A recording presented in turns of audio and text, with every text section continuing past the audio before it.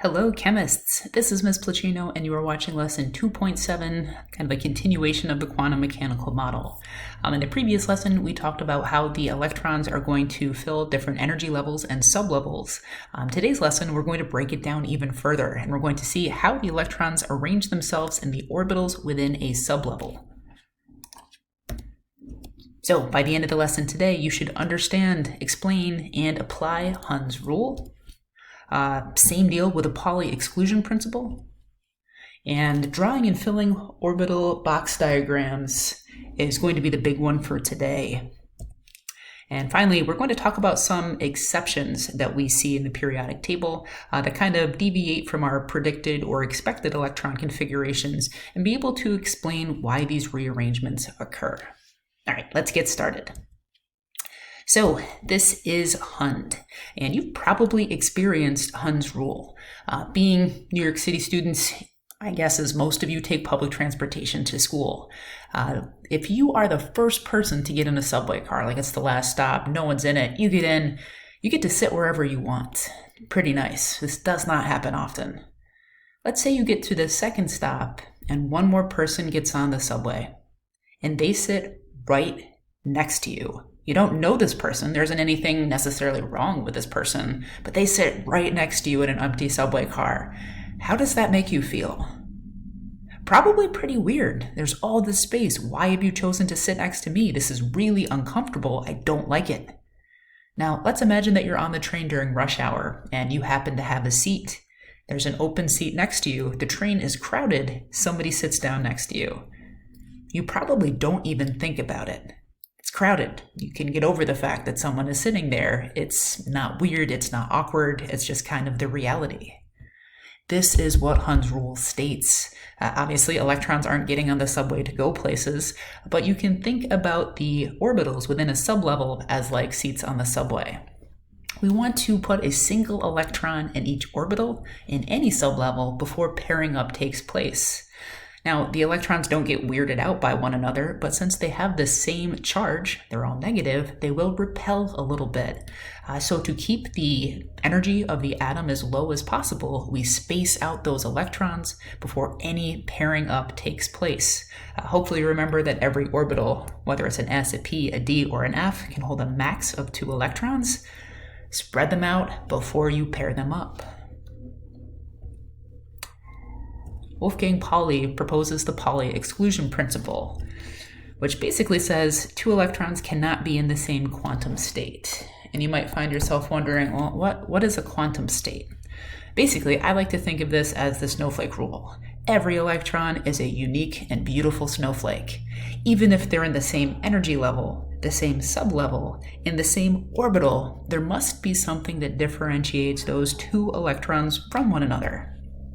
And it turns out there is. There's something, a property of the electron called spin. So basically, you've got 2 electrons within a sublevel. One is what we call spin up, the other is spin down. And all that means is if we applied like a magnetic field to the atom, one of the electrons is going to spin in the same direction as the magnetic field. The other will spin in the exact opposite direction. It's assumed that this kind of helps to minimize the repulsive force between the electrons.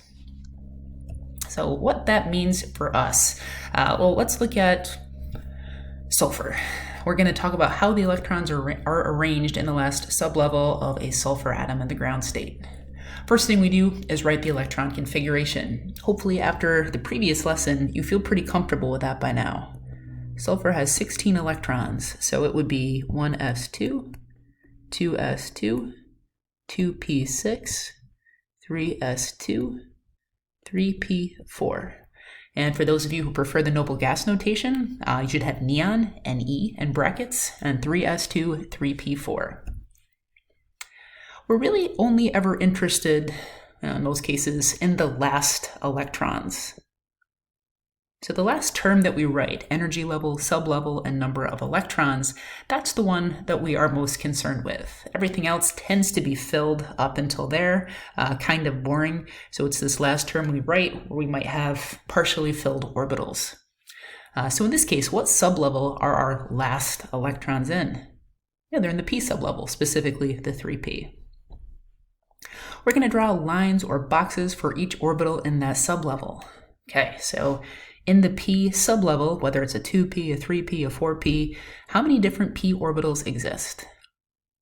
Hopefully by now you know that's 3. So for sulfur,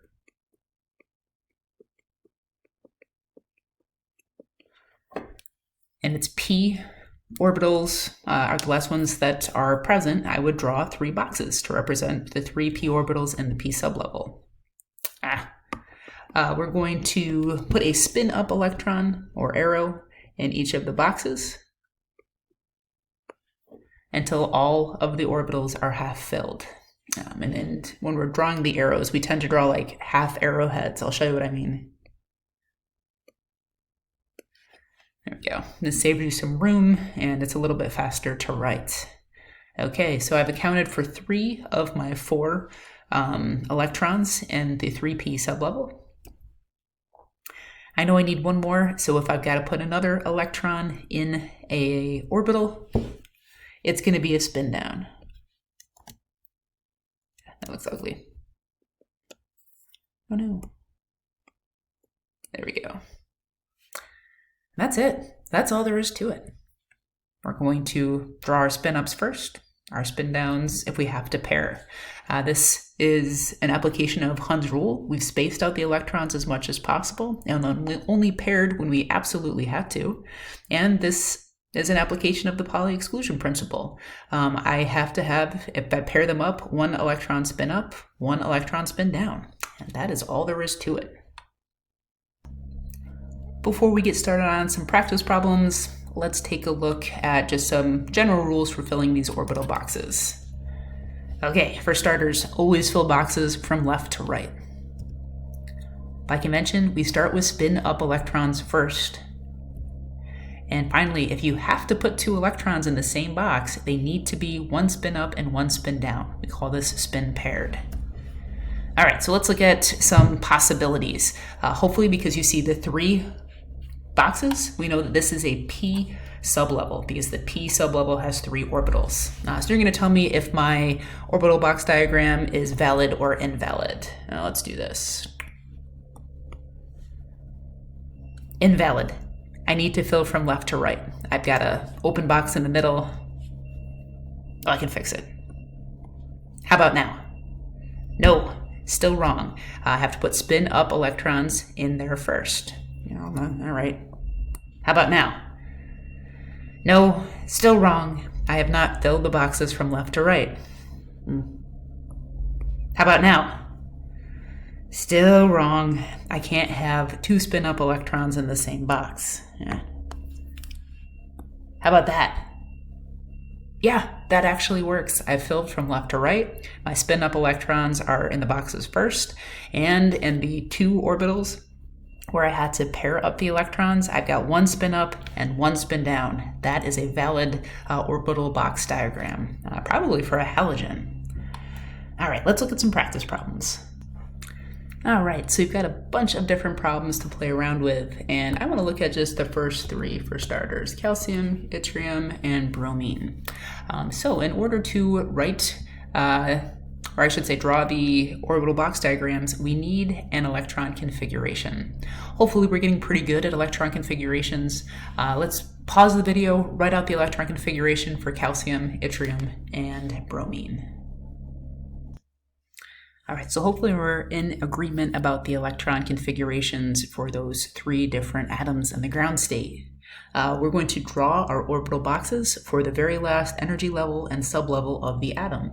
So in the case of calcium, that's going to be our 4s sublevel. How many boxes should I draw for an s sublevel? Hopefully you're thinking just 1 box. S sublevels have only 1 s orbital in them, so I just need 1 box. I've got 2 electrons, so I'll have 1 spin up, 1 spin down. That's it. Let's look at yttrium. Last energy level and sublevel happens to be 4d1. How many boxes should I draw for a d sublevel? Well, there are 5d orbitals, so I need 5 boxes. 1, 2, 3, 4, 5.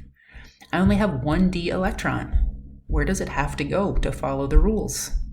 Yeah, the leftmost box, and it's got to be spin up.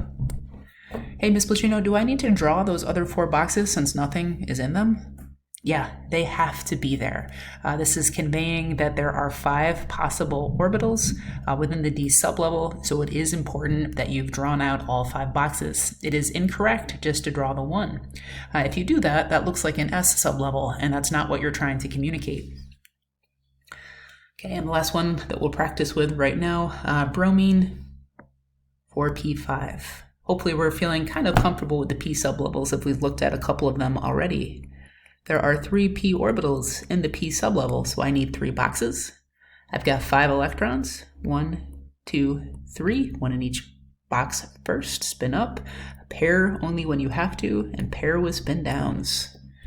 4p5, that's it. In my opinion, the real hard part is writing the configuration.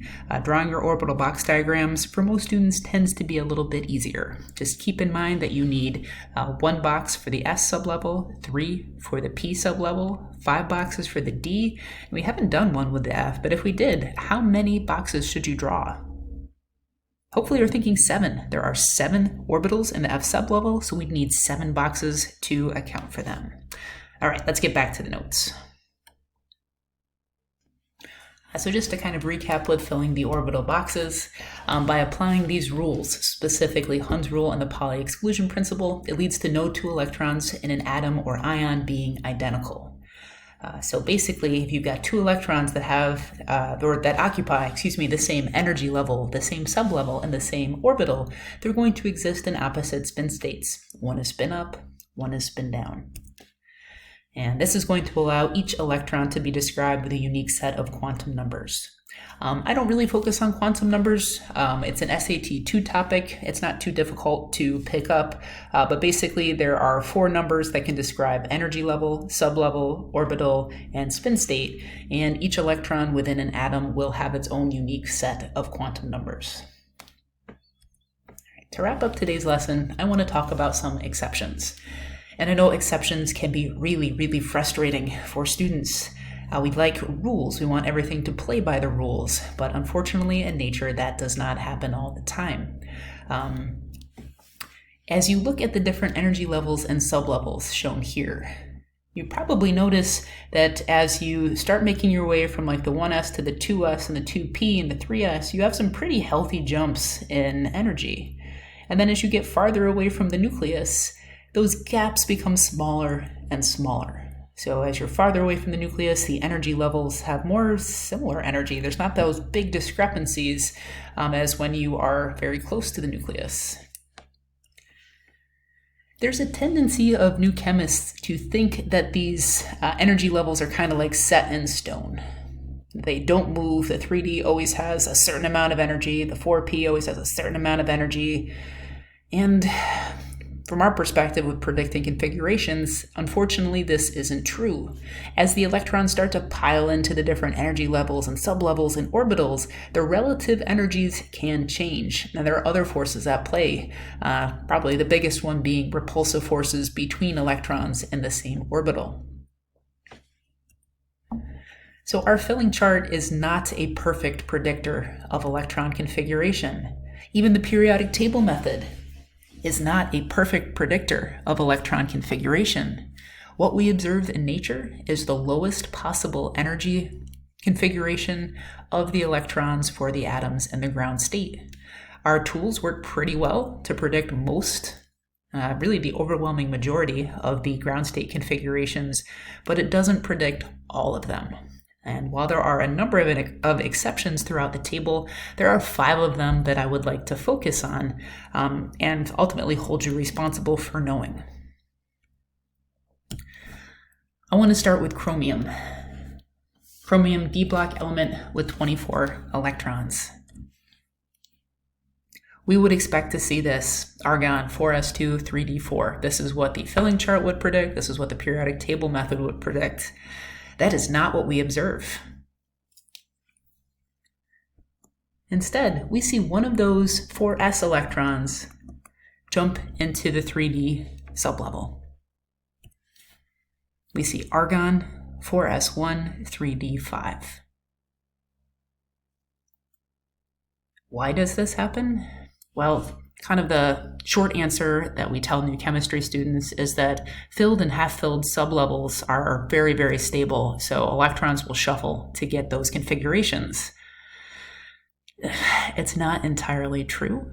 It does a good enough job at this level explaining it, but what I think is a better explanation is you've got some repulsive forces here between those electrons and the 4s. The 3D and 4s are pretty similar in energy, and actually is more energetically favorable to kick the one of the 4s electrons into the 3D sublevel and spread them out.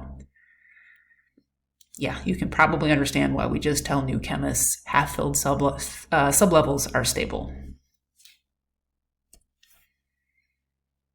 If you go down another row in the periodic table, below chromium is molybdenum with its 42 electrons.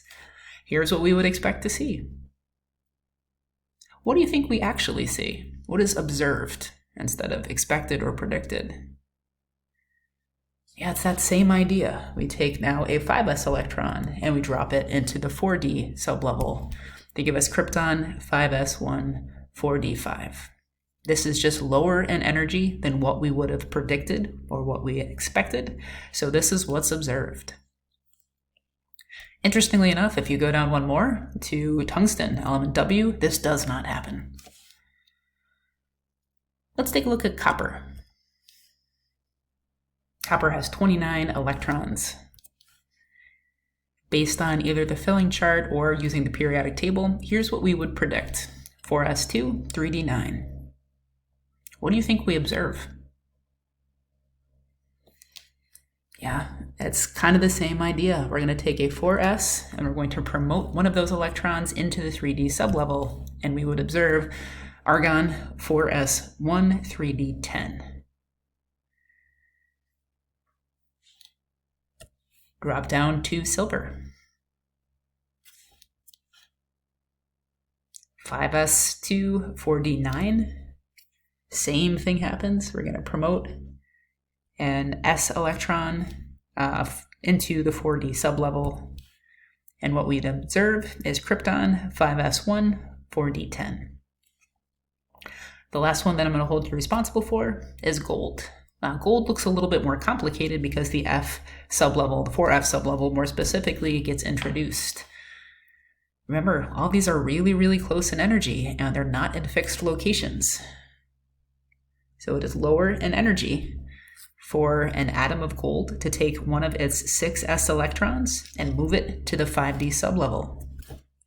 We'll see xenon in brackets 6s1 4f14 5d10. The observed ones are correct. These are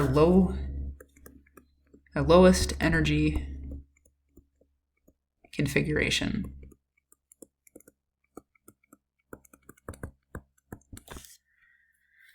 Are expected are incorrect. Again, the tools we have are not perfect. They do a really good job for most of the elements. They fall a little flat on some of the others. So we're going to see these s electrons getting promoted into the d sublevel, ultimately because this lowers the overall energy of the atom. Again, for new chemists, we tend to say, oh, half-filled sublevels are very stable. It's kind of like a little white lie to make things easier to conceive. If you end up studying chemistry in college, you'll probably start to pick apart these kind of soft explanations and get into why exactly we observe these configurations. All right, that wraps it up for today, chemists. Thanks for tuning in, and I hope you found this helpful.